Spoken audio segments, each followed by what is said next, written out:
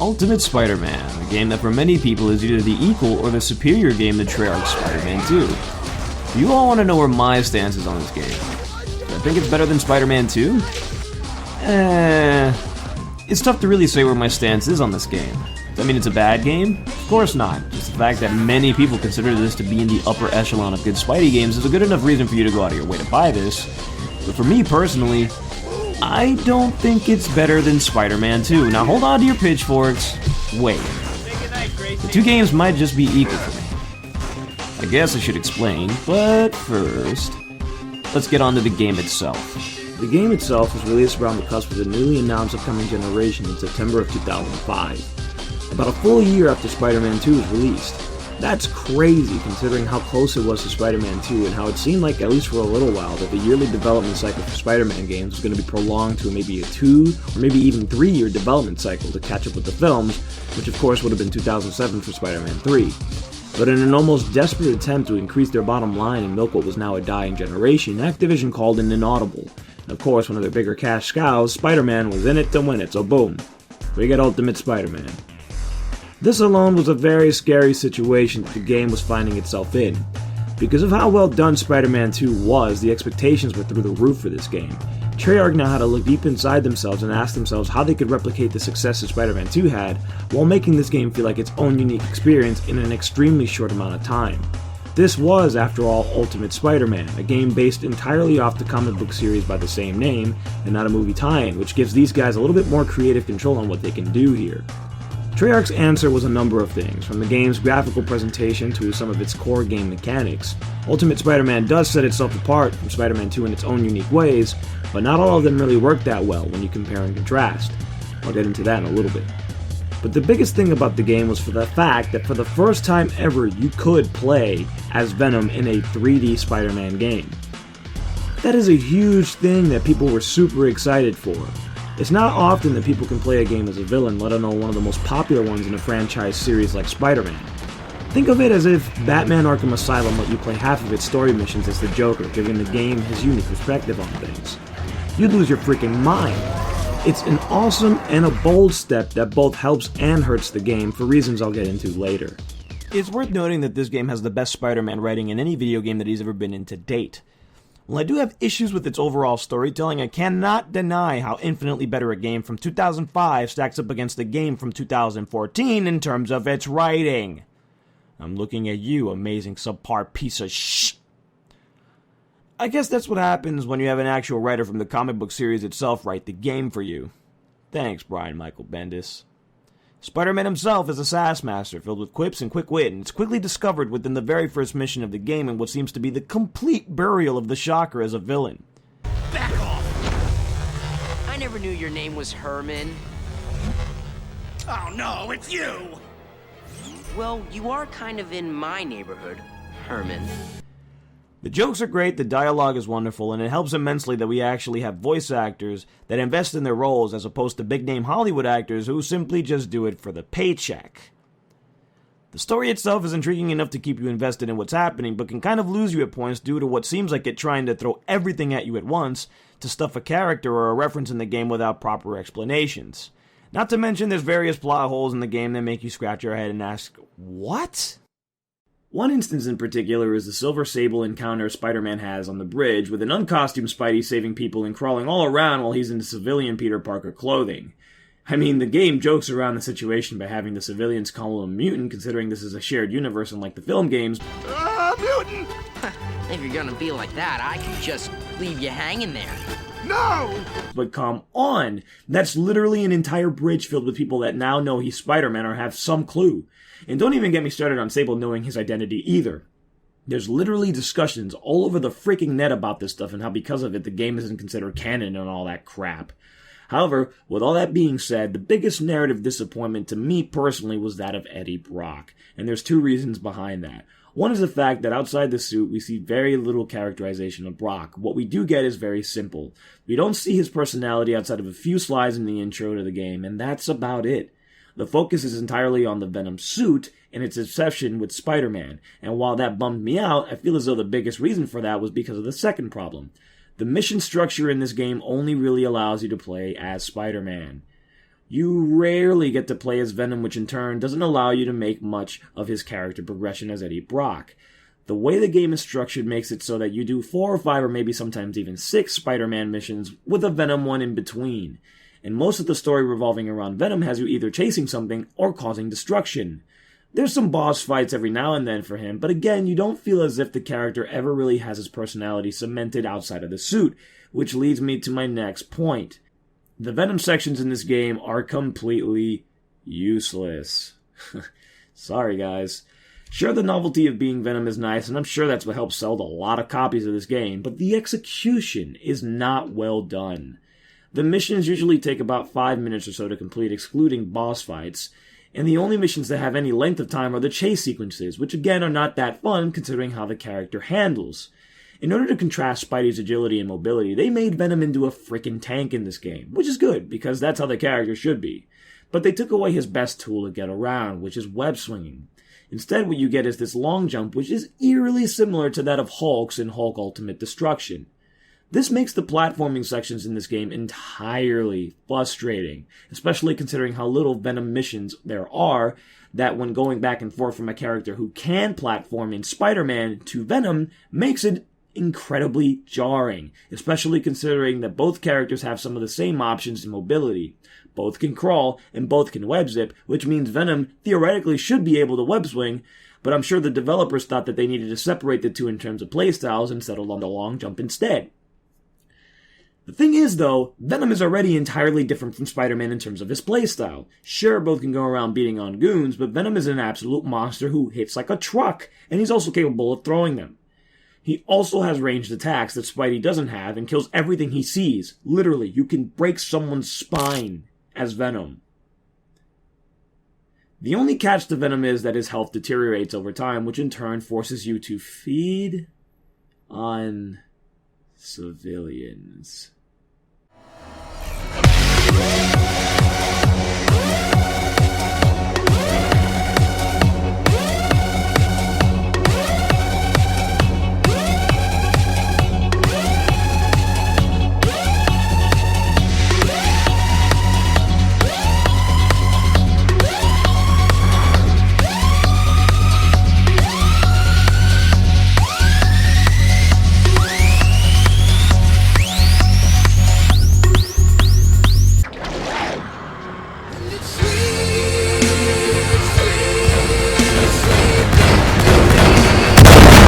It should be noted that actual civilians give you more health back than armed goons, so if you see one frantically running around for their lives, make sure to snag them.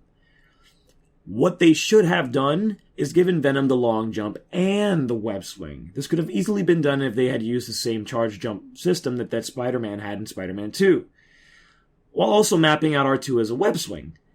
Another point to my claim is that Venom has no progression value whatsoever. You start off with Venom having every tool at his disposal already given to him. You don't gain any extra attacks or new moves during anything that revolves around him in the game's quests, unlike Spider-Man, who not only gains additional moves, but swing speeds and extra health per every specific objective he completes.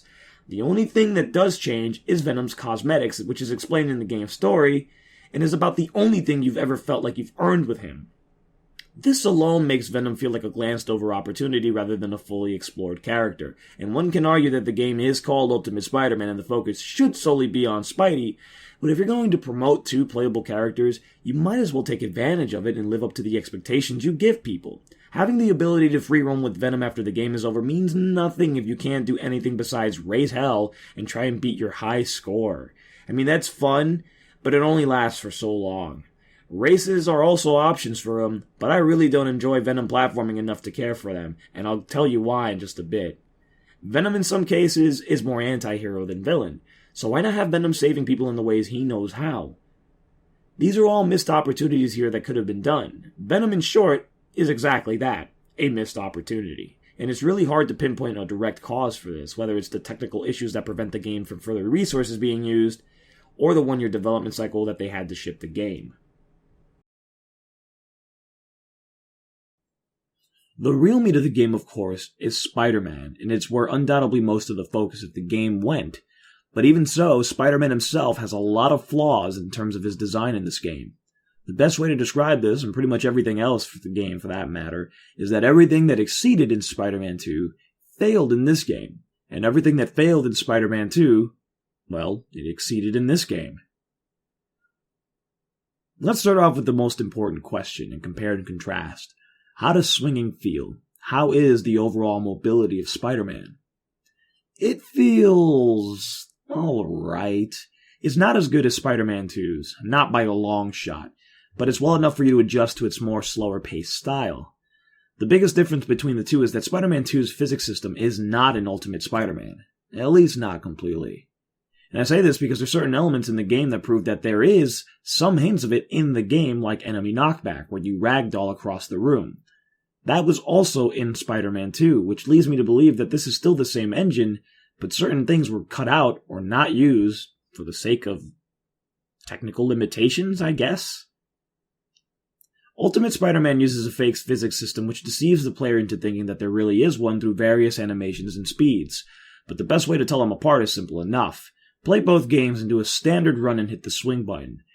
In Ultimate Spider-Man, Spidey will jump across the entire block before even launching out his web, as opposed to Spider-Man 2, where the webbing is shot instantly where you're standing and will take you forward, rather than depending on the jump itself for the momentum. The speed is in the swing and not the jump. And if that still doesn't convince you, make a sharp turn in either game and watch the speed as the web cuts into a new building. You maintain the same speed in Ultimate Spider-Man, but accelerate quicker in Spider-Man 2.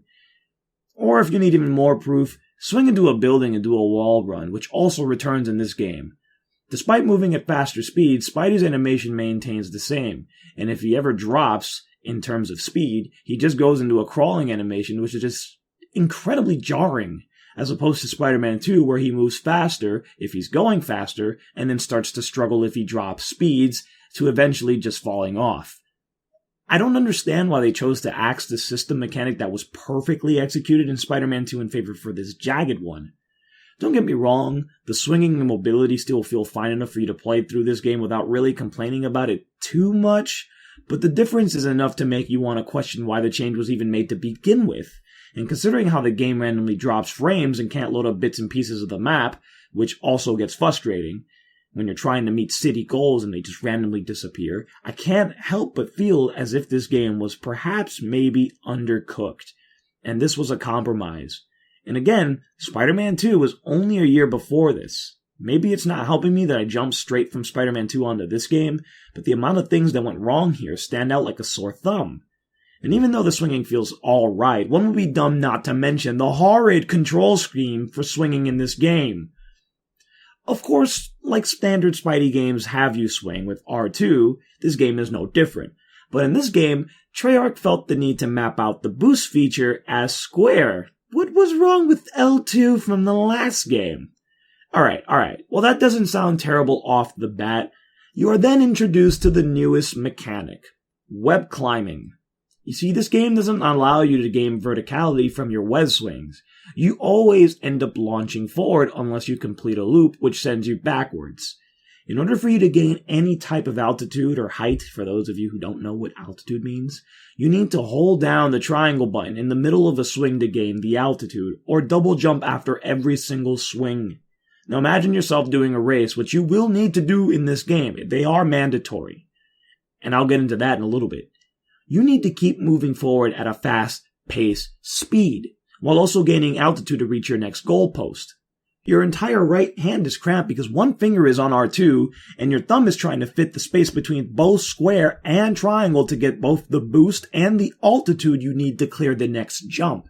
It's an uncomfortable mechanic that's made even worse by the fact that there's literally no option to change the control scheme, unlike Spider-Man 2, where you at least had the option to change what type of web swinging control scheme you had. Even if it was more of a mode select, you still had the option. But no, in this game, you're stuck with the scheme, and that's final. It sucks! And then there's the combat. Oh boy. Where do I even begin with this? Out of everything Ultimate Spider-Man gets wrong, this is probably the most offensive for me. Right up there with the web swinging. Let me just start off by saying that the combat in this game is functional and it works about as well as you would expect it to, given what it does, but when you compare it to Spider-Man 2, you have to take a look back and kind of ask yourself, What went wrong? First and foremost, the one-attack button combo system is now completely gone, and back into this game yet again is the two-button attack system that was already a tired concept from every single other Spider-Man game pre-Spidey 2.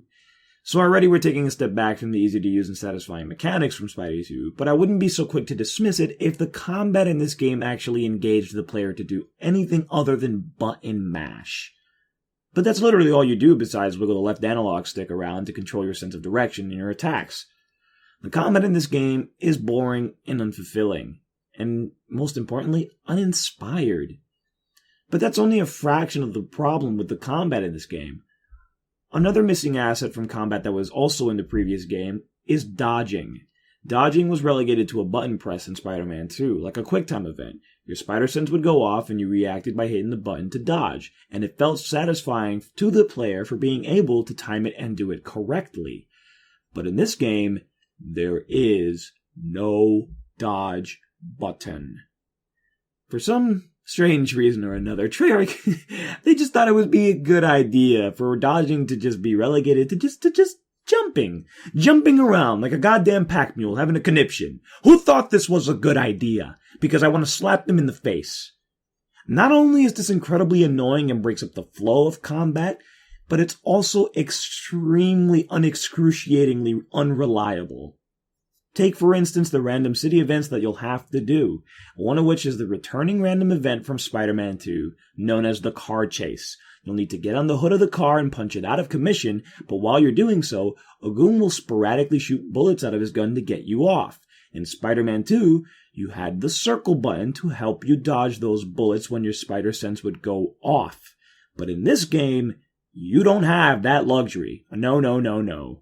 You have to specifically time the movement of your left analog stick to the left or right to the spider sense's warning. But in doing so, you often have the chance of moving a little bit too early, even though the spider sense has already gone off, resulting into you getting shot off that car and going into ragdoll mode, having to chase the son of a bitch all over again to just repeat the process. I cannot tell you how many times this has happened in the recording of this review, and it's only the beginning. Combat tours, which you'll have to do in order to advance the game's plot, increase the frustration you have with the lack of a dodge button by a tenfold, especially against the Plum Blossom gang. This gang in particular does insane damage, they block all of your attacks, and they can also hit you with projectiles, making approaching them so much more difficult. In Spider-Man 2, the solution to an annoying goon was simple. You had your webbing as the most important asset to eliminate the means of annoyance. Guy has a gun? Disarm him. Guy blocking too many shots? Impact webbing to tie him up. Getting surrounded? Tie a sumbitch up and swing him around as many times as you want to just get everyone off your back.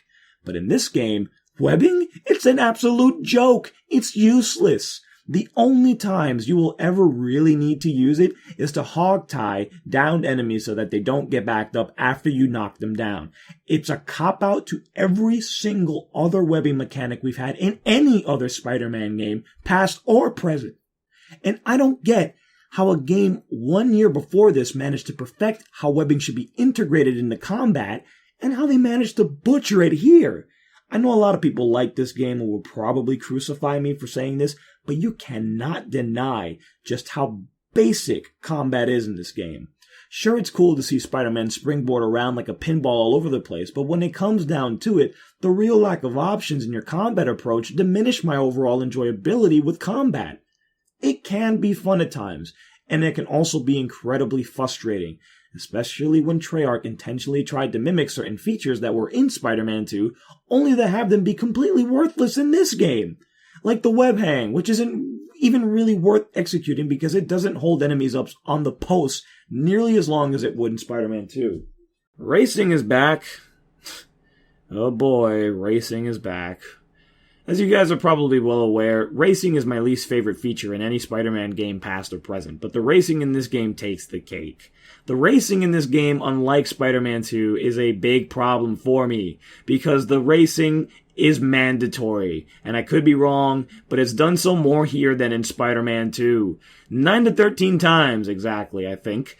And with the way this game handles it's swinging, it's more of a fight with the controls and mechanics than it actually is racing. Sure, you don't have to do some of the optional races that are around, but if you want to 100% the game, or even if you want to max out your swing speed, you will have to do a good portion of them, and then go through the additional Johnny Storm race missions, which can range from pushover levels of easy to breaking your TV in half levels of frustration. But it doesn't stop there either. No. Venom, of course, gets his fair share of races as well, because that's exactly what everyone wanted in the Venom aftergame. Fucking races. But controlling Venom is no easy feat when he doesn't actually swing off any webs. Instead, he has a Hulk jump, which can take him pretty high up in the air and pretty far in distance, which I think we covered earlier. But the trade-off, of course, to that is a supreme lack of control. The only thing you have that can help you is his web zip, but even that can work against you in more ways than one, cutting off your momentum, or worse, sending you in a completely wrong direction with the camera more often than not spazzing out in an attempt to understand what the hell you're trying to do. But, of course, the real culprit here is Spider-Man, for one reason and one reason alone. The controls. I hate to keep bringing up Spider-Man 2, but it's hard not to when the game did so much right from a gameplay standpoint. The swinging controls and mechanics were amazing in that game. In this game, it's a constant fight with yourself to gain any speed or height, jamming your thumb in between square and triangle while simultaneously pressing R2 on that small-ass PS2 controller when I have big-ass hands causes my hands to cramp up constantly, especially when you're failing the harder races. This is a pain in my fucking ass, and it's no reason why we haven't seen that web climb mechanic ever come back in any Spider-Man game since Ultimate Spider-Man, because it's such a pain in the ass to work with. It fucking sucks, and it makes the races drag way more probably than they ever needed to. That's probably the true reason why I hate these races, but some of them are even tedious as all hell. I remember one in particular where you had to step on these little narrow-ass roof pipes. There was like 6 of them you had to step on, in the span of 20 seconds. It's impossible! Apart from all that, though, the game is a sound and enjoyable experience through and through. It has everything you could want from a Spider-Man narrative that takes itself seriously enough to respect the source material, and the game is fun enough for you to not get upset at all its shortcomings, no matter how disappointing they are. And I know it seems like I've been berating this game and saying nothing but negative things, but that's because I just came straight off of Spider-Man 2, a game that was literally packed to the brim with things for you to do, new things that you could have done. And seeing that this game eliminated almost half of what you could have done in that game, yeah, that disappointed me. But does that mean that it sucks? Does that mean it's terrible? Does that mean just because the control is slightly a little bit worse than it was in Spider-Man 2 that this is a bad game? No, not at all. Like I said at the beginning of this review, this game is in the upper echelon of Spider-Man games. It's always in the top 3 in terms of discussions when it comes to good Spidey games. Always within that rank. That's enough of a personal recommendation from people to get you to go buy this game. But for me, it's not as good as Spider-Man 2, and this is why I feel why. On top of all that, this game brings back Unlockables, which I didn't mention earlier, that in today's era of gaming would have set you back about $10. You get these by doing all sorts of objectives and collecting tokens, which return from Spider-Man 2. The only difference being that the tokens in this game don't look any different from objective markers, so finding them in this game is a pain in the ass. A landmark set is easily the easiest one because it's all the obvious buildings in the game, like the Empire State Building and the Baxter Building. But the secret set and the comic book cover set will take a little bit more work to find. Good luck to anyone with enough time and patience on their hands to find them all. I still haven't, and I've had this game for like 14 years now. Oh, and to get the black suit or the symbiote Spider-Man costume, you need, I believe, to gold medal every single race as well as 100%ing the game. No friggin' thank you. Getting all the rest of the costumes, however, isn't so bad. And I wouldn't be able to live with myself if I didn't mention the presentation of this game. My god, it's like a comic book splash panel presentation, and its art direction is just superb. This alone made me fall in love with Ultimate Spider-Man the very first time I played it. It's like playing a living comic book, and to this day I'm still impressed at some of the cutscenes and the direction this game went at the time. I would really recommend getting this game on that alone. The art in this game is like a character itself, and you really come to appreciate it the more time goes on. I've never really been a fan of cel-shaded games, but this one really, really executes it well. I know it seems like I've been hammering down on this game again, but it is a step down from my overall enjoyment coming off of Spider-Man 2. Does that mean it's a bad game? Hell no. I reiterate that. No, it's a great game. The story, the art design, the characters, the writing, more than makes up for all of this game's shortcomings. And it's not like the game itself doesn't work. Again, it's fine enough for what it has. But knowing what we've had before leaves a little bit more to be desired coming from me. If Ultimate Spider-Man came out before Spider-Man 2, probably sometime after the first Spider-Man movie game came out, I would have probably appreciated this game a whole hell of a lot more and looked at it with completely different eyes. But coming after Spider-Man 2, I felt like we got the short end of the stick here. But again, it's such a good game that it's very, very, very nitpicky of me to really critique all the things I see and bring down a score and say that this game sucks. Because it doesn't. It's a good game. You should go out and play it. I'm pretty sure you'll enjoy it. If you really want to enjoy this game, though, my personal recommendation is, if you haven't played Spider-Man 2 yet, play this game first. Then jump into Spider-Man 2. You'll have a whole different set of eyes, and you'll have a bit more of appreciation for this game, and then probably even more for Spider-Man 2 after you play that. So, that's my recommendation. Well, guys, that's Ultimate Spider-Man. I know this review took many of the year to come out, and I apologize for that. It's been quite a ride to get this review out, as you guys know, and it's well documented. I just want to quickly touch upon a little bit of things that I didn't get to touch on the review because, of course, I recorded all this like years ago, and then sometime like earlier this month I finished it. So we have these two versions of the game, obviously. The limited edition and the standard, and obviously I own both, as you can see. So, a little bit discrepancies between both of them. Weird things with the limited edition versus the standard version. The save file for your standard version does not carry over into your limited edition save file, which I found bizarre. So the save file for this game is separate from this one, which means that I essentially had to start from scratch playing this game and trying to get all the good things so I could show them off, so I could be on equal par with this one and this one. So that took a little bit of time. But yeah, the limited edition version comes with a cool bit of stuff. It comes with an exclusive making of the game, comes with interviews with Stan Lee, character bios, also comes with developer tricks and tips, and of course the limited edition also comes with the so-called special edition Ultimate Spider-Man comic book, which is really kind of like a preview to the game's events. It's like a prequel almost. But yeah, outside of that, it's virtually the same game. It just has a nice, cool-looking cover with Venom on the front. Very, very little in the limited edition that was worth justifying paying almost like $100 for it. But I'm a Spidey fan, so to me, stuff like this is worth it. Apart from that, I'm all done with reviews, guys. That's it. I have nothing else to review. There's no other Spider-Man game left to play except...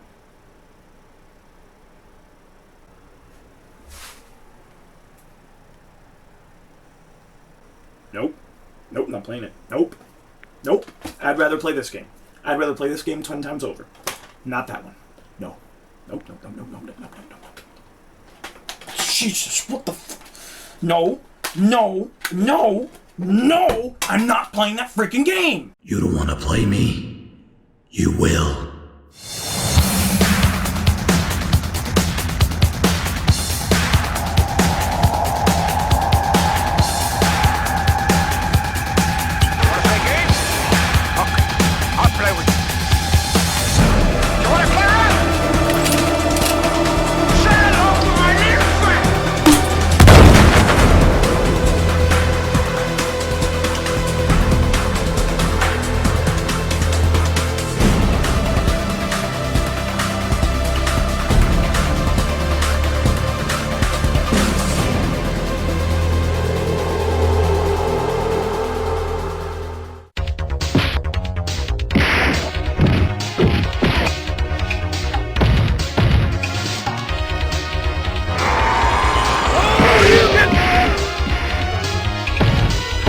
You win. Perfect.